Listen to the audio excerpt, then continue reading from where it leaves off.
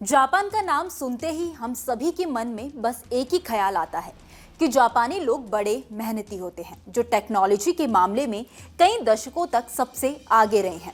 लेकिन अब 12.5 करोड़ की आबादी वाले जापान की एक और पहचान बन रही है। वो है एक बूढ़े देश के तौर पर, जहां आबादी तेजी से कम होती जा रही है। जापान की आबादी का बढ़ना चुनौती नहीं, बल्कि जापान की गिरती जनसंख्या दर सरकार के लिए चिंता का सबब बना हुआ है, जिसके बाद जापान आज आबादी के संकट से जूझ रहा है। जापान की आबादी अगर इसी तरह गिरती रही तो एक समय ऐसा आएगा जब पूरे देश में बुजुर्ग ही दिखाई देंगे। अब हाल ही में जारी सरकारी आंकड़ों के अनुसार जापान में जन्म लेने वाले बच्चों की संख्या में लगातार 8वें साल गिरावट देखने को मिली है। पिछले साल की तुलना में इसमें रिकॉर्ड गिरावट देखी गई। 27 फरवरी को जारी हुए इन आंकड़ों के अनुसार जन्म दर की संख्या में 5% से ज्यादा गिरावट आई है।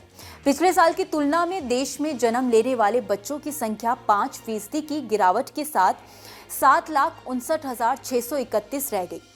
पिछले कुछ सालों के जन्म दर के आंकड़ों को देखें तो हर साल यह रिकॉर्ड टूट जाता है। 2020 में जन्म दर 8,40,832 रही। अगले साल 2021 में 3.5% की गिरावट के साथ 8,11,604 बच्चों ने जन्म लिया और 2022 में 5.1% गिरावट के साथ देश में 7,99,728 जन्म हुए।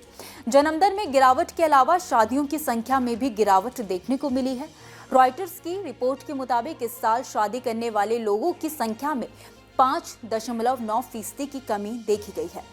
2023 में 4,89,281 लोगों ने शादी की। हालांकि यह आंकड़ा देखने में बेहद छोटा हो सकता है, लेकिन जापान के लिए यह चिंता की बात है, क्योंकि 90 साल में ये पहली बार है जब जापान में शादियों की संख्या एक साल में 5 लाख से ज्यादा कम हुई है। शादियों की संख्या में होने वाली कमी देश की जनसंख्या संकट का कारण है।